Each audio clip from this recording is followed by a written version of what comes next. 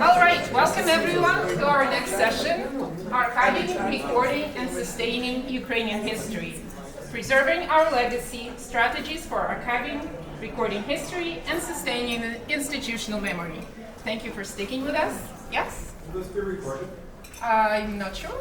Yes. That's a question for organizers. This session, in a way, is a very organic continuation of the previous session on post-secondary education. I'm sure you've heard previous speakers talking about libraries, archives, and other resource centers that are absolutely necessary for doing research and educating our communities. And in this session, we would like to expand our discussion to include also public and community museums, archives, and other cultural centers. So we have 4 panelists today. I will introduce them briefly, then they will each get a chance to speak for about 10 minutes, and then we will have some time for a discussion and questions from the audience if you have any. So our first speaker will be Gordon Yaremchuk. He's a 4th-generation Ukrainian Canadian, originally from Maryna, Alberta. He's a former historical interpreter, researcher, volunteer, and president of the Friends of the Ukrainian Village Society. Gordon is currently serving in his 6th year as executive director of the Friends. Next speaker will be Elaine Harasymiw. Elaine has been a teacher, administrator in government, university professor, and a leader in voluntary associations. My apologies. She has exercised leadership in the Ukrainian Museum of Canada, and following in the footsteps of her mother, one of its founders, has held the position of president of the Alberta branch for over 15 years. She has a husband, 2 children, both artists, and 2 teenage grandchildren. Our next speaker was introduced in the previous panel, so you probably know her. She is the director of the Kule Folklore Center, Larisa, Sembaliuk, Cheladyn, and also a known artist. She also serves as a curator of the Ukrainian Folklore Archives. I think that's good. If you would like to add more, I can speak for a long time, but that's probably enough for today. And our last but not least speaker is Joyce Chrunik-Rudiak. She's a retired school teacher who spent 28 years of her 37-year teaching career teaching grade 1 in the Ukrainian bilingual program in Sherwood Park. She's been a member of the Ukrainian Catholic Women's League of Canada for 25 years, a secretary, vice president, and president with the St. Nicholas branch, a parochial president for 4 years, and now is a chair of the museum committee and president of the newly incorporated Ukrainian Museum UCWLC Alberta Society. She's currently taking courses towards an Alberta Museum Association certificate. So I don't think, if you're here in this hall, in this room, I don't think I have to convince you that archives, museums, and libraries are important. They are important for many reasons in this society. One of them being they serve as evidence of our past. They preserve and provide information about where we come from, who we are, and this helps us to move forward. They also are our cultural heritage. They are a collective memory of our society.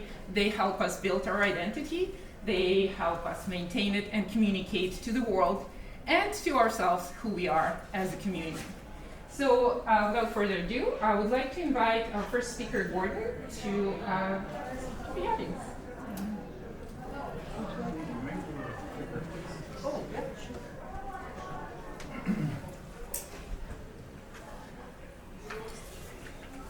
Welcome everyone. Thank you, Maryna. My name is Gordon Yaremchuk. I'm the executive director of the Friends of the Ukrainian Village Society. And it's my pleasure to be here today to represent the Friends of the Ukrainian Village on this Golden Anniversary Conference for the Ukrainian Canadian Congress over the Provincial Council. The Friends Society also has some reason to celebrate since this is our 40th anniversary. So there's a lot of stories and discussion points to draw upon. I'm going to introduce our society and then talk about some of our successes, the challenges, and looking ahead to the future. We're a member-based organizations, so individuals and families yearly can purchase a membership, privilege to vote, be a part of our governance, and receive access to the Ukrainian Cultural Heritage Village Museum yearly when it's in the open season. Our operations are conducted by staff, but overseen by an elected board of directors and various committees. As a registered charity, the focal point of our cause is supporting the UCHV Living History Museum. This support does take on many forms, including ownership and maintenance of the Sylska Dmyovka hall and kitchen, a large red barn building located next to the parking lot at the Ukrainian Village. We employ the site's seasonal interpretation staff.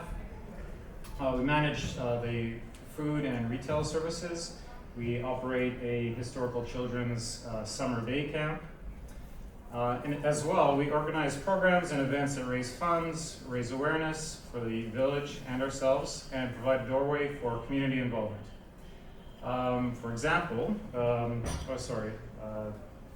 another initiative with contributions from St. Andrew's Men's Club in Edmonton and private donors, we established a Ludwik Marianich Ukrainian Music and Leadership Scholarship. So yearly, we award a Alberta student with this scholarship, which is comprised of $500, a numbered print from an artist sitting at this table, a friend's membership for a year, and the title of the scholarship recipient. So in relation to archives and museums, the topic of this session, the Friends of the Village has in the past raised funds and administered historical research projects, purchased artifacts and moved historical buildings, such as we did with the Lamont, Alberta Lumber Company coal shed back in 2021. Later that year, with the help of a graduate student, we digitized an art collection by an individual named Joseph Yulin, who is from Mundare. So a donation of nearly 800 pieces of his works, comprised of scrapbook, ink drawings, patterns, paintings, pastels, large works, and sketchbooks, was all digitized and cataloged. Completion of this project was made possible through the Kule Folklore Center and their giant scanner. And I just brought an example. I don't know if there's many other show and tells here at this conference today, but this is just a line drawing example of some of the very interesting work, and the family had an impossible time finding someone to accept this. At first we didn't really want to, but it's now, sorry, it's old news. Okay, so I forgot about the clicking. Our scope of activity takes us beyond the museum gates. For example, it travels down Highway 16 annually to Brookville Hall in what has become an annual tradition of turning that venue into a Ukrainian Christmas celebration. It reaches coast to coast to coast every Easter season as people order things through our gift shop, such as Pisanka writing supplies that teachers and parents need to perform that craft. We're also members of the World Federation of Friends of Museums, and we procure many of our gift shop items directly from Ukraine. Our reach is somewhat international. So our organization's longevity of 40 years, I consider to be a success.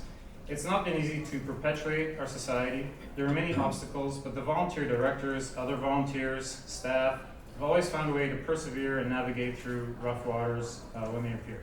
Donors, granting bodies, community organizations at large are also due acknowledgement for supporting us. Various levels of government, certain businesses, and the UCHV itself has also contributed to our continuity over the past 4 decades.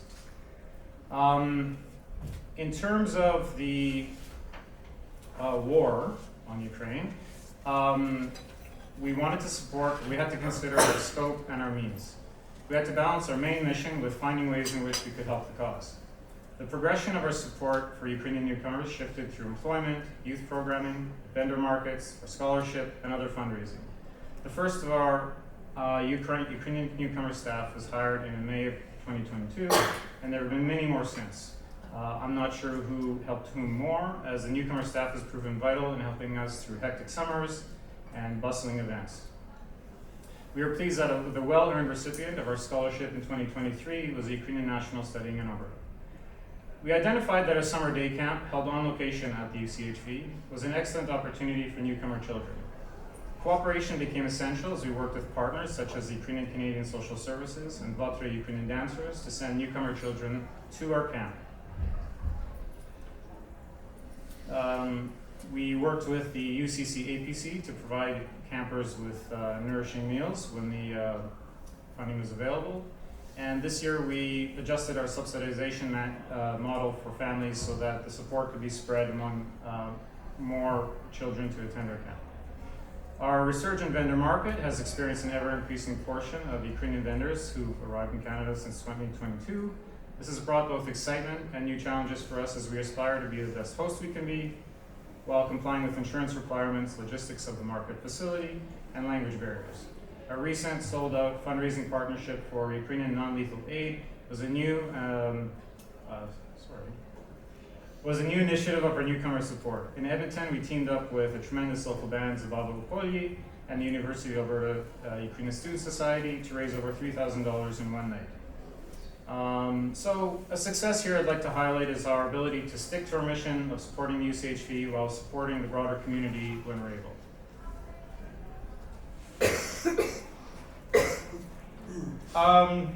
So the challenges of our society are many, but funding is amongst the most significant.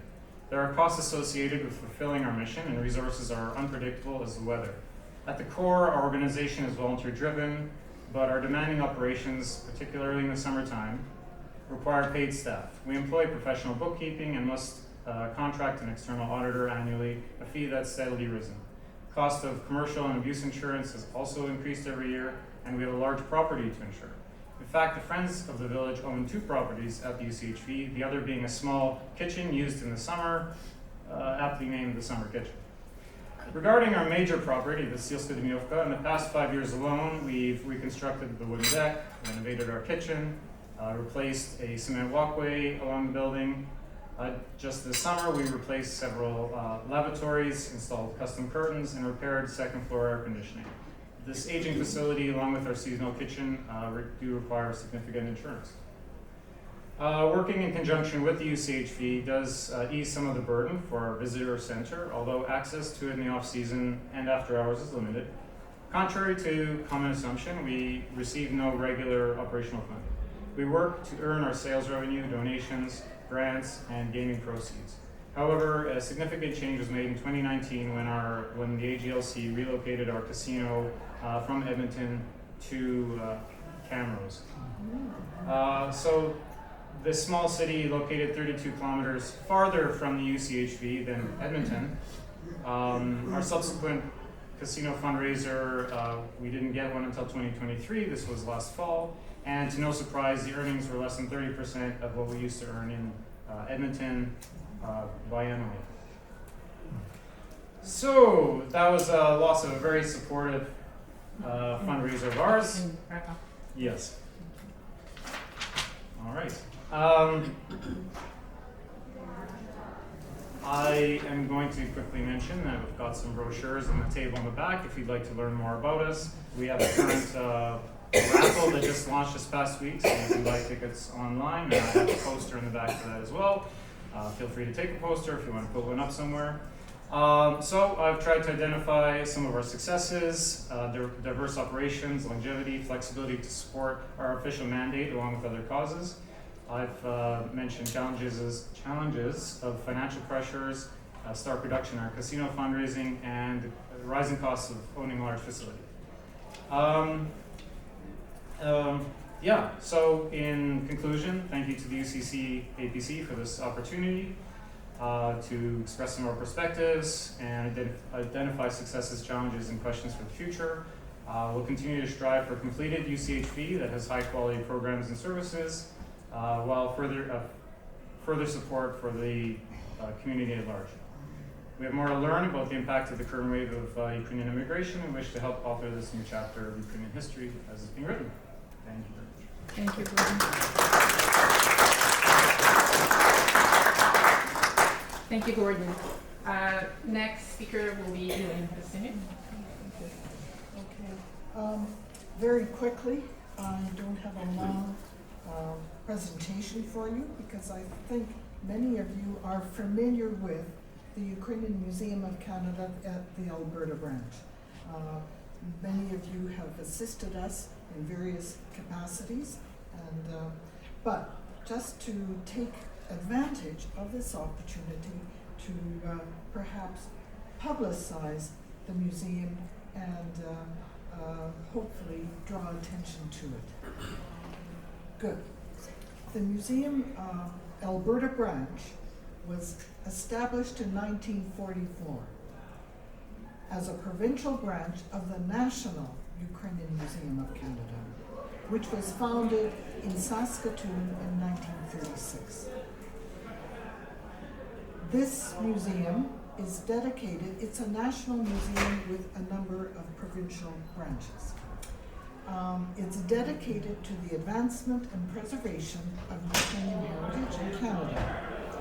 Its purpose is to stimulate awareness, promote, and disseminate knowledge of Ukrainian culture. A non-profit organization, as we are, it researches, collects, conserves, interprets, communicates, and exhibits tangible and intangible material culture to the public. Initially, back in 1944, the museum began collecting various artifact forms, but principally textiles. Those things that the first wave of pioneers brought to Canada. The Ukrainian Women's Association of Canada were concerned that these priceless objects, works of art, would be destroyed. Thus, they established this museum, and as I say, the Alberta branch took note of it and was incorporated or was established in 44. As I say, we first started with textiles, embroideries, dresswear, gilliams, tapestries, etc., etc. But since that time, our collection has expanded to include or accession many other craft forms, woodwork, ceramics, pissenke, etc., religious items, all kinds of things. Thus, it collects artifacts from the pioneer life, the type of things that one would encounter at the Ukrainian village, for sure. At present, the collection holds over 5,000 artifacts. Permanently located at St. John's Cultural Center, the growth and expansion of the collection has necessitated increasing storage and gallery space, which are critical in the operation of the museum, obviously. The breadth of the collection, pioneer to modern day, also demands a wide range of expertise from Ukrainian Canadian pioneer life to regional textile forms in Ukraine. A very wide range of expertise. Over the decades, the museum has grappled with such pressures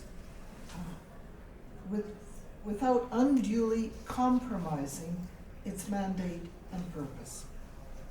Only very recently, actually since 2017, did the museum give priority to the problem of inadequate space and an inadequate facility.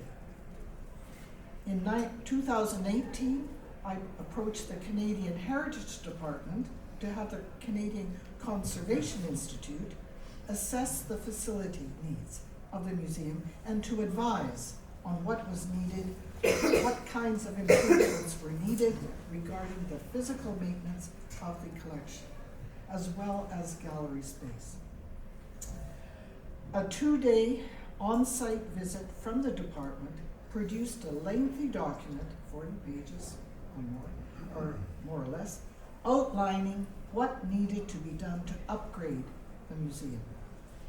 given that no other options were feasible, i.e.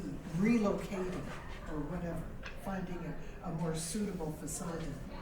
Given there were no other options available to us, the board, the museum board, decided to act on the report's findings and began renovating the museum accordingly, its gallery and its storage facility, keeping in mind storage and gallery needs, i.e. growth. Once again, the federal government came to the rescue with its Canadian Cultural Spaces grant. It provided 50% of the cost to overhaul the gallery, the museum gallery, and the storage facility. Obviously, this was a matching grant that we were able to secure through various Ukrainian foundations, Ukrainian Women's Association of organizations and individuals, whose mandate was to support such projects and the museum itself. So there is support out there, definitely. Okay.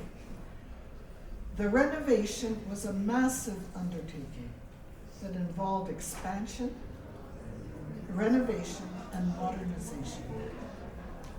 It required redesigning a museum gallery and storage rooms, determining what needed to be purchased and dispose of what was, we thought, outdated, too conventional, if you really want to give a new look to the place, etc., etc.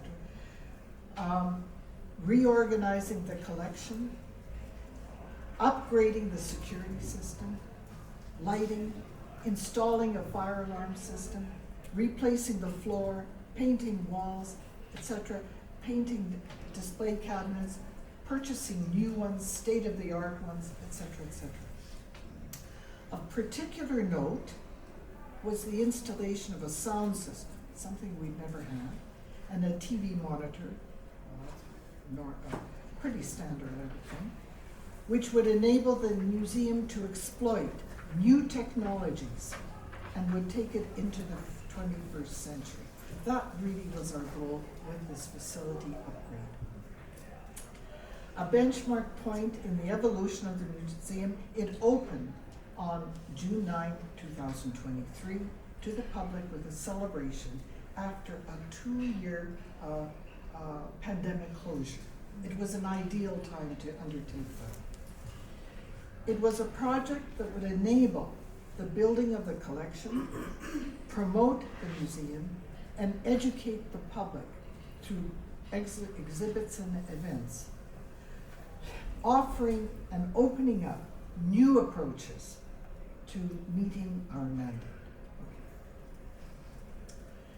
To further draw attention to its reopening, the museum embarked on a signage project, which I'm sure some of you know, mounting an exterior mural on the building where the museum is located. Essentially, the point, apart from beautifying the building and indicating the location of the museum, was to bring the inside out.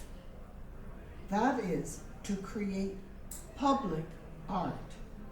We think that's a rather innovative idea. Maybe you don't know. Maybe it isn't, you'll find it. Murals. 1 minute. Oh, no, 1 minute, I'm almost finished. Okay, murals are an important form of public art, having a profound and positive impact on the well-being of a city community. They transform spaces, encourage people to engage with their environment, help shape a community's identity, and deter vandalism. The mural mounted by the museum is composed of 9 panels, etc., depicting examples of some of the collection items in our museum. The images, well, I won't go into that anyway, just a minute, because she's counting the seconds, I think. Don't me, it's Just a minute. The mural inspires pride and wonder in Ukrainian culture, as well as creating a feeling of safety in the neighborhood. It communicates to the public the museum's existence, the richness of its collection, and encourages appreciation of and education about Ukrainian heritage. Numerous comments from the general public attest to the positive impact the mural has had on the community. Okay, just 1 minute. Okay, no, I'm almost through. Okay, so,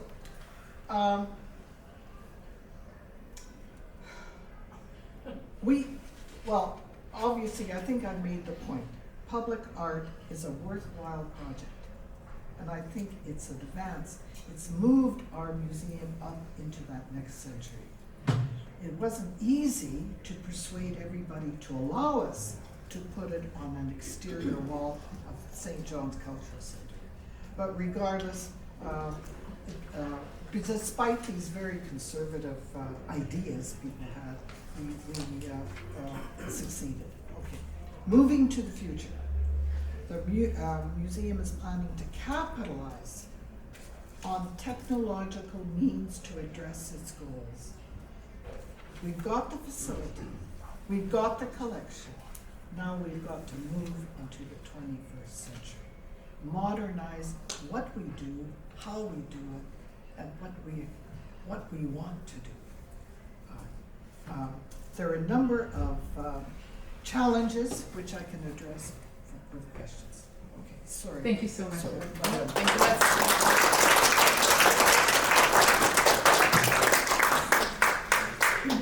Thank you. We will have it. I see that everyone has more to say, and we will have a chance to discuss challenges and as well as ways of moving into the future in the question and answer period. Our next presenter is Dr. Larisa from the Cheladyn. Okay. So, as Maryna said, earlier I'm the director of the Kule Folklore Center, and in being so, I also wear the hat as curator of the Bogdan-Khmelnytskyi Ukrainian Folklore Archives. I'm going to start my presentation with a small video that we produced about 3-4 years ago now. 18? Yeah, so it's slightly dated, but it explains what the Folklore Center is.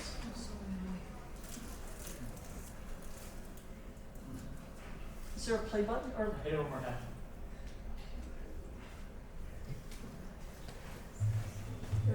okay.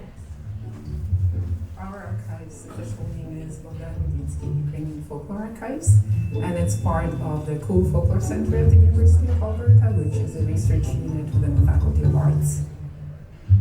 It's a folklore archives. It is dated. My hair is darker. It's not the official formal recording of history. Archives, together with libraries and museums, they're considered memory institutions, so they preserve society's collective memory, and that's why they're very important. Archives are different from other memory institutions in the way that they mostly preserve documented memory.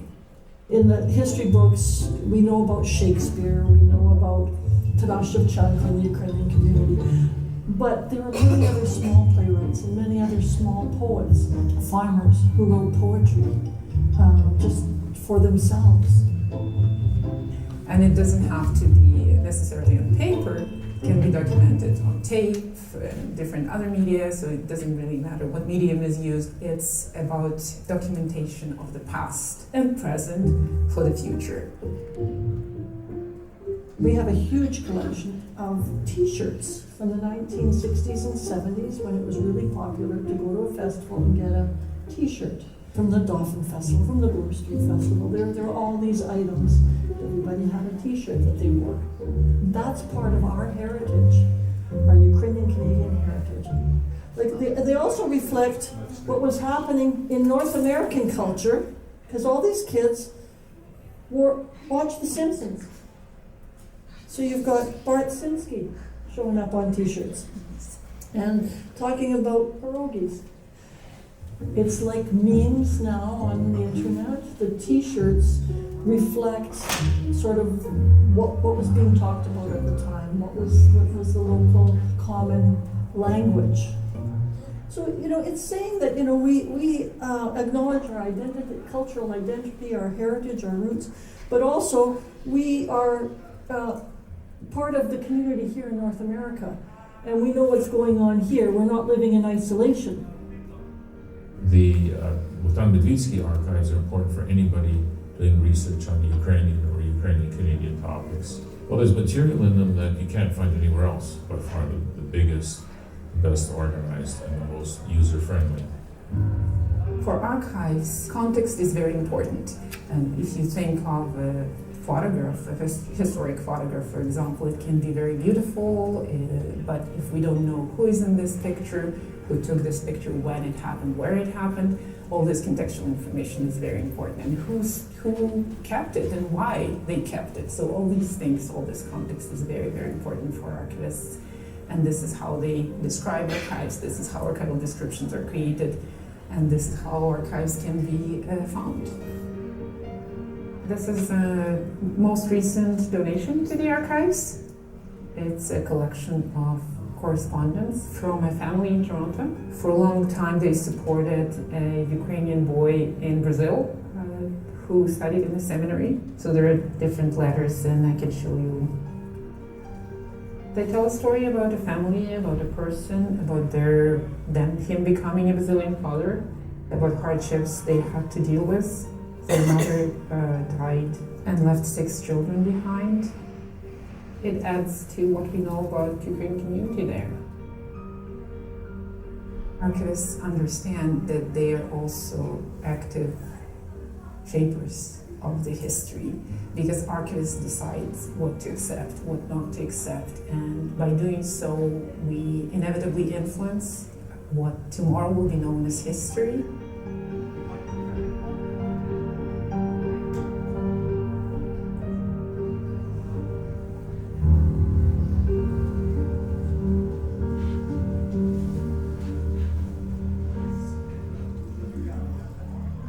We have 5 more minutes left.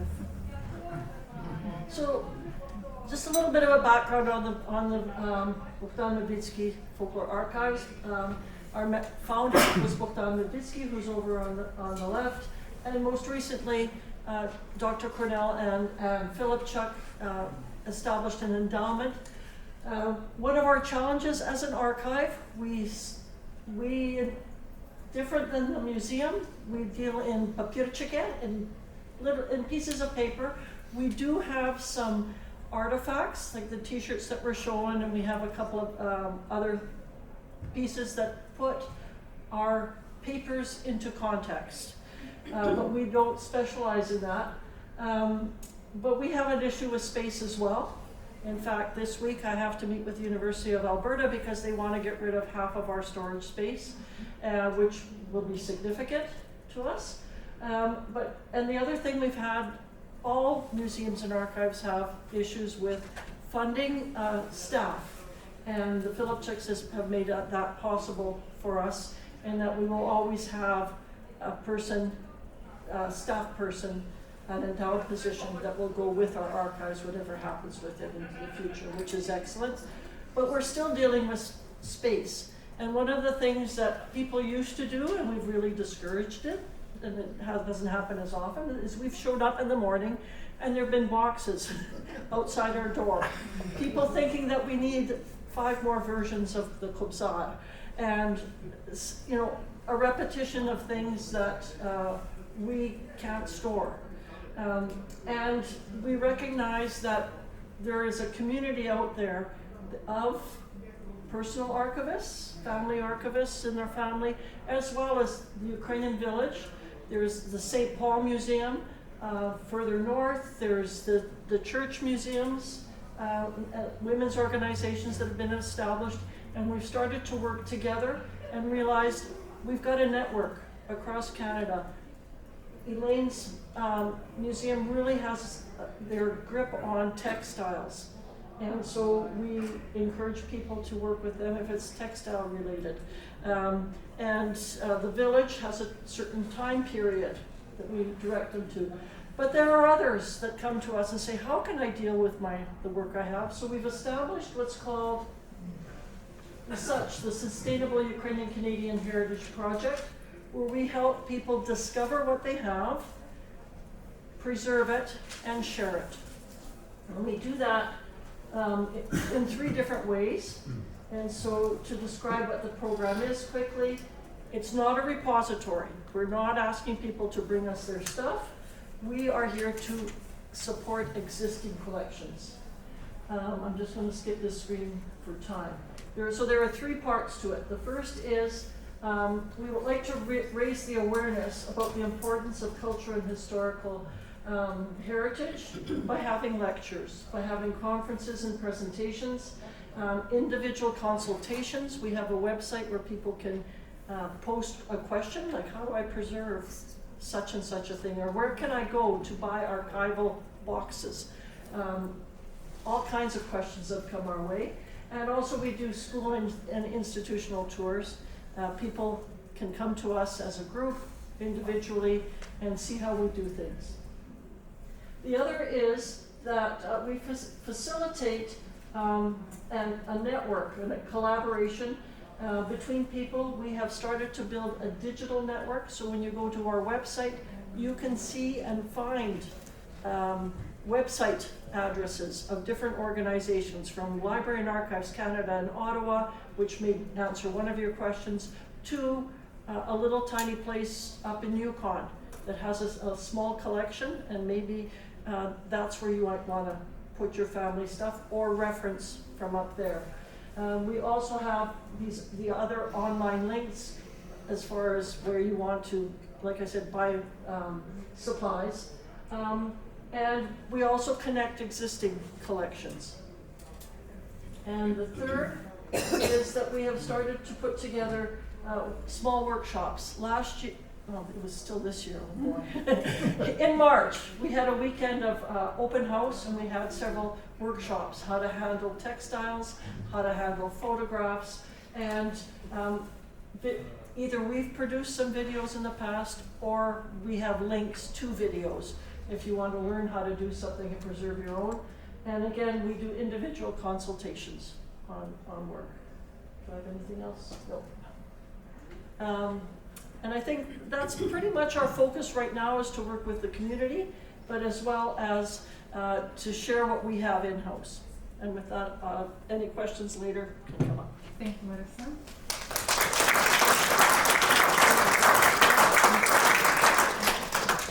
And now, please, Joyce Chrunik-Rudiak will talk about the Ukrainian. I'm going to stand because I feel sure. very, very short sitting at this table.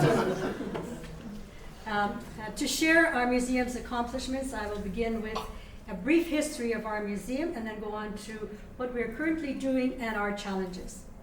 In 1946 and 1948, the UCWLC, Ukrainian Catholic Women's League of Canada, eparchial women organized 2 noteworthy exhibits of various collections they had accumulated.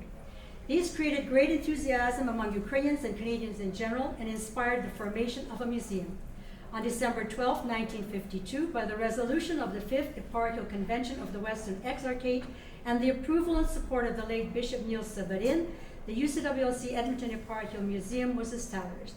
Bishop Severin issued a directive to all clergy of the eparchy to assist with the collection of artifacts and offered his residence on Ada Boulevard in Edmonton to house the artifacts. A plea was made to all UCWLC branches to collect artifacts for the museum. Support and encouragement of the branches and the eparchial executive were truly a driving force. The UCWLC Museum Committee began collecting artifacts and staging many fundraising cultural events to gain support for the museum in the community. With years, the museum collection was growing, but the location was not accessible to the public, so in 1973, the collection was moved to the St. Josephat Church Rectory. In 1981, St. Josephat Cathedral began renovations of its lower floor. At the suggestion of Bishop Cheladyn and Yaremchuk, a permanent home for the museum was included in the plans. In January 1983, the museum was moved to its current location in the lower level. In that year, with the professional help from provincial museum members and U of A home economics students, the museum was set up according to the newest museum standards of the day. The current museum is an institutional member of the Alberta Museums Association since 1975 and holds the status of an AMA recognized museum. The museum currently has over 5,000 pieces that include museum artifacts, reference books, and archival pieces, photographs, and documents. The collection is organized and formatted according to museum standards, properly accessioned, restored, stored, and displayed. The artifacts are researched and documented with proper terminology. The museum continues to collect, preserve, and interpret artifacts of Ukrainian culture brought to Canada by Ukrainian settlers or made and used here in Canada. The museum maintains Ukrainian and English card catalogs, photos, resource binders of all items, and a digital record of these. Our museum is now in its 72nd year of existence. In the past, the museum was very successful in providing classes, workshops, and lectures on Ukrainian arts and crafts. Example, weaving, traditional baking, embroidery, pisanka writing, beading, Easter butter lamps, Pascha decorations. At first, these were organized for all UCWLC members, but later for other interested persons. As cultural life was developing and evolving, and with the establishment of ACWA, Alberta Council for the Ukrainian Arts, which does an outstanding job of providing classes and workshops, the kind our museum once did, our member instructors were now involved in ACWA activity, their expertise being offered to a broader community. The museum also provided consultation on various aspects of Ukrainian folk art and traditions. Interviews were given to U of A students for their papers, and some students used the museum collection for their thesis. Vita Borodko's thesis, Custodians of Canadian Heritage, 3 Ukrainian Museums of Edmonton, is in our museum. Over the years, the museum put on many outstanding exhibits, both alone and in conjunction with other museums. Artifacts were exchanged and or lent to other museums for their exhibits. Our museum participated in Heritage Days for over 40 years, with the Arts and Crafts Pavilion receiving many first or second awards for their exhibits. A highlight was Skrynia, a collaborative exhibit of artifacts from several Ukrainian museums and collectors. In recent years, our museum had 3 major exhibits. One celebrating the 60th anniversary of our museum, another celebrating 130 years of immigration and settlement in Alberta, and the latest one celebrating our museum's 70th anniversary. These exhibits impressed the visitors. Their comments in our guest book and or to committee members expressed their amazement and appreciation for what our museum had to offer. Our museum also recorded 2 videos, one on the first wave of Ukrainian immigration to Canada using museum artifacts and some from personal collections to demonstrate what immigrants brought with them to Canada, and another one, a tour of our museum. And incidentally, that immigration video is available on our UCWLC website, UCWLCedmonton.ca.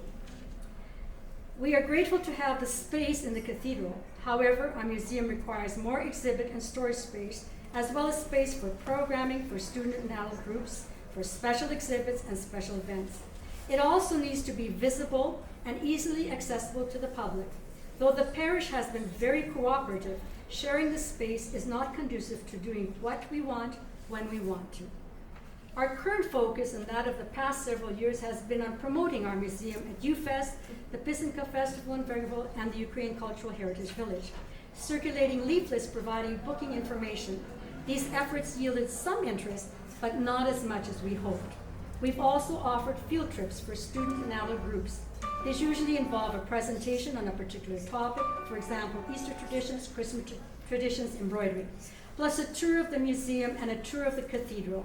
The factor that prohibits school group visitations is high busing costs. With the size of our museum, we cannot accommodate more than 1 class at a time, and for 1 class to pay for a bus trip is way too costly. It also has been difficult recruiting young people to our museum committee. This is essential if we want our museum to progress and exist in the future. Several years back, several meetings were held with the plan to have our museum, the Ukrainian Museum of Canada Alberta branch, ACWA, the Kule Folklore Center, and the Bogdan Medvitsky Ukrainian Folklore Archives be housed in one building, but each of those attempts were too costly, so that idea wasn't pursued. Hence, our museum decided to forge ahead on its own. We've embarked on a project to move our museum to a larger space, one visible and easily accessible. As of July 4th, 2024, our museum has been incorporated, which should enable us to access funding for the museum. We've applied for funding from the federal government for a feasibility study and are waiting for a response. If positive, we will move on to step 2, but if not, we may have to move on to plan B, which would have to be developed. As with everything else, the greatest obstacle to realizing a project is money.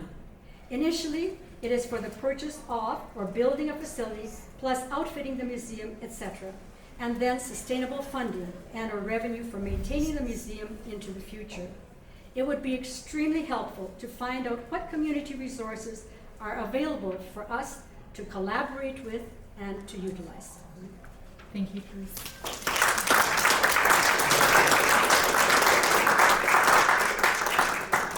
Many thanks to all of our presenters. This overview of it's a snapshot really, and it's not an exhaustive snapshot of rich Ukrainian-Canadian cultural heritage that exists in Alberta. There are other repositories as well that were not represented here. I think it's very important to share challenges. It helps us understand we are not alone in this, and it's not easy. But it's also important to share successes so that collective learning can happen. I noticed in all of your presentations several common threads. One was the concern about space and growth of constant growth of collections, and spaces related to that, of course, but also space for engaging with different communities.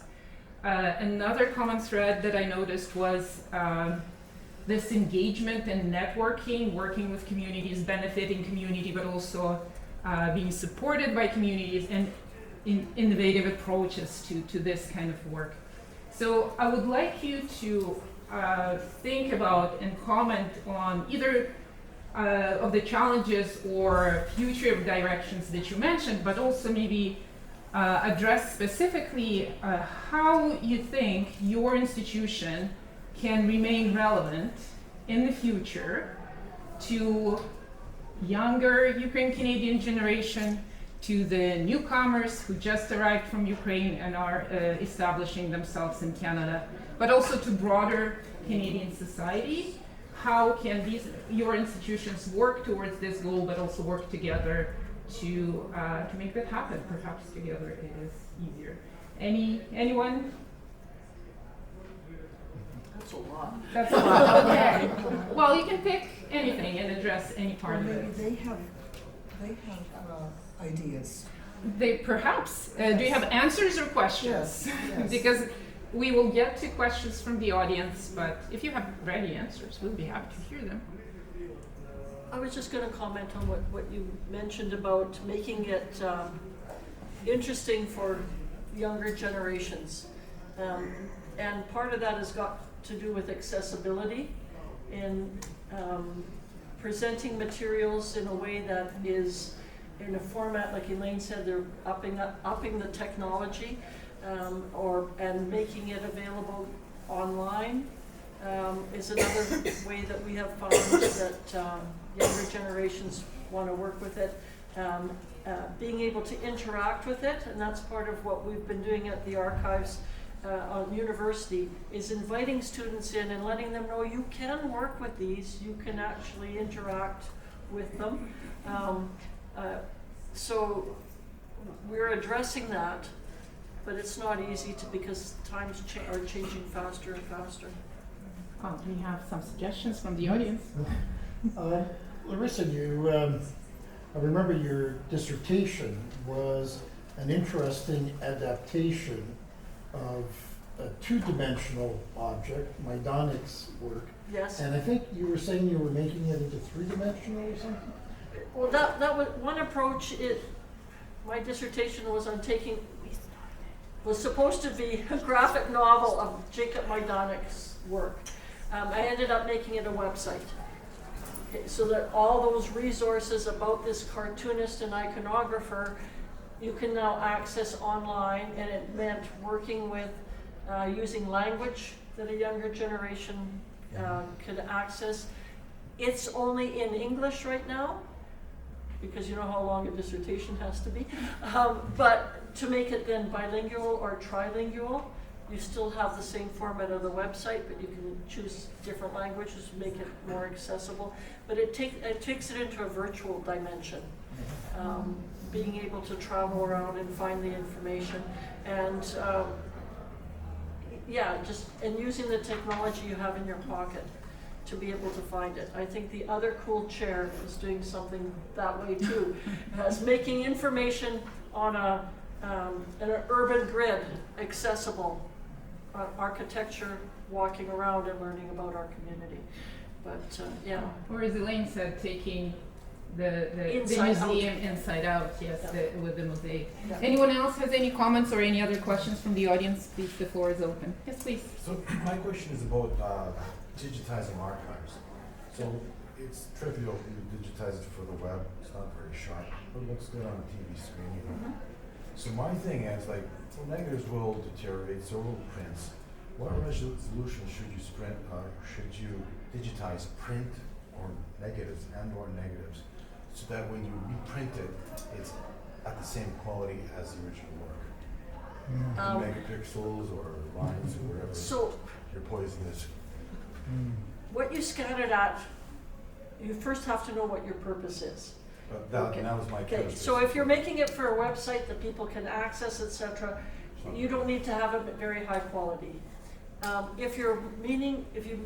If the intent is to preserve it for a long time, I think about 600 DPI is what you want to scan it at, and as big as possible to the original size, so that you've got it. All right. If you're wanting to reprint it, that becomes a technology purpose, and usually, like for a book, a coffee table book, you want it at 400 DPI, and always work with the printer to color correct it. So different purpose for different purposes. So, okay, my purpose is this, okay, you have an 8x10 negative, Yeah. and you can make big blow-ups of that, a lot more than reprinting. Yeah. So how sharp should I scan that? 1200 DPI. 1200. Do you have capacity to preserve them digitally? Because Yeah. scanning is just the first step in Yeah. digitization. Well, see, I've heard, for example, right now there's everybody has flatbed scanners, but the next thing is guys are finding that you can get attachments to your camera to do macro photography in a split second. And they're saying 35mm film should make about 20 megapixels. So I'm thinking that's where I'm looking at. And that's the thing, you could call us at the Folklore Center to get more details Okay. about that, but definitely the purpose. If you're wanting to preserve it, and especially digital, there's a common assumption, once you've scanned it, it's there forever. And it's not, you have to resave it, Yeah. like, to simplify things, you have to resave it every 5 years. Well, It's just not gonna be there the forever. same, like I've seen cassette tapes of stuff you have. Yeah. Same thing there, you have to, that's gonna degrade time very quickly, so that, So you need, are those things being like transferred to digital sort of, so that, I guess I think digital, it's easier to recopy than magnetic tape or cassette, that gets worse in time, or video cassette gets worse.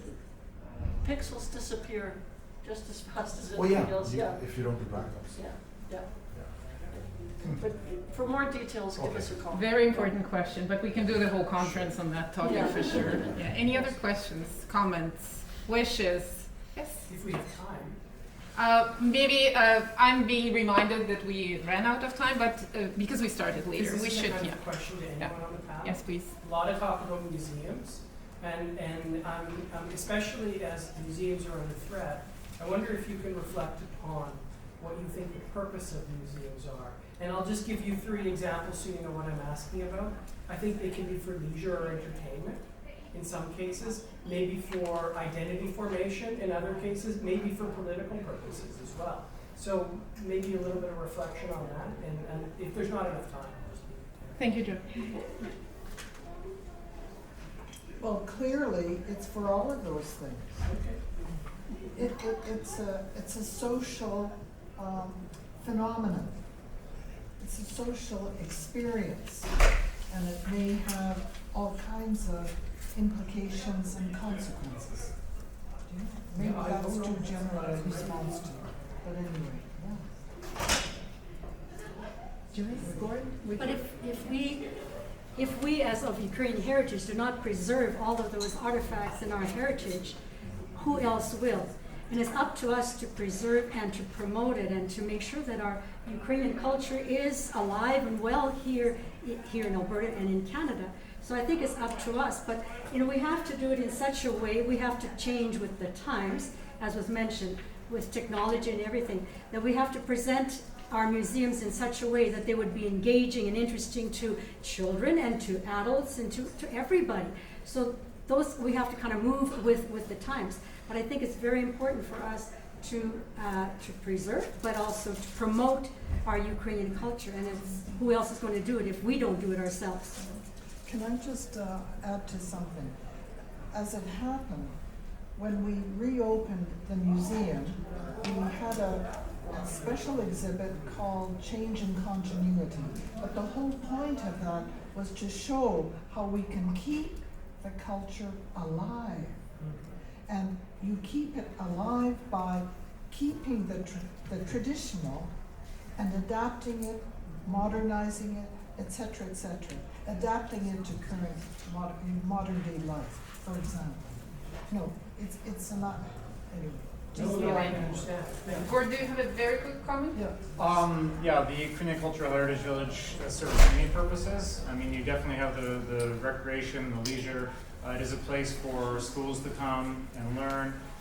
Interesting thing about it, and we can look at last summer and how the UCC-APC held Ukrainian Day there. It's used as a venue for contemporary events, and so it wasn't. Some of those things are definitely cultural, but they're not necessarily historic on the day.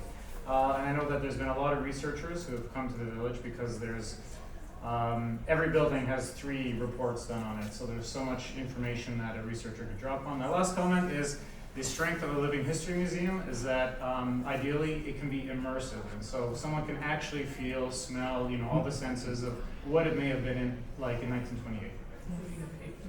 I will ask our speakers to stay for 5 or 10 more minutes privately, but we have to finish the session. Is there another session? The closing session already starts, so... Yeah, so if you want to run there, please go. If you have more questions, please stay. And let's give another round of applause to all the speakers.